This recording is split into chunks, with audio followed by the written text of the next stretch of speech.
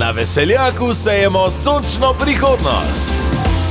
Lep pozdrav iz Medvod, kjer Slovenske železnice tudi letos skupaj z občino Medvode sejejo sončno prihodnost, ki bo skrbela za en tak lep pogled z vlakov.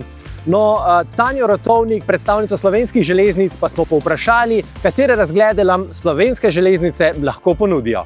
Slovenija je lepo prepletena z železnico, veliko krajev lepih imamo, ko včasih pozabimo, da jih obiščemo. In skozi to zgodbo letošnjo obiskujemo s sončnicami 14 občin, 14 krajev povezanih z železnico, ki bodo ponujale pogled skozi okno tudi s sončnicami, tako da dobrodošli na zelenih poteh.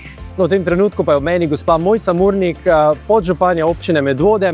Povejte mi, kako so Medvode dejansko povezane z železnico in kako dejansko železnica prinaša nekaj v kraj, kot je Medvode, kjer kar nekaj ljudi dnevno migrira proti Ljubljani? Ja, jaz sem prepričana, da je ta povezava že od nekdaj zelo pomembna za Medvoščane. Bom rekla, železnica je eden bolj osnovnih transportnih možnosti za migracijo do Ljubljane. Mi imamo, kot vidite, polne ceste, tega se ne veselimo, preveč je te pločevine, preveč je zastojev, železnica pa naj bi bila res en prijazna možnost za pot do službe, za študente, za dijake.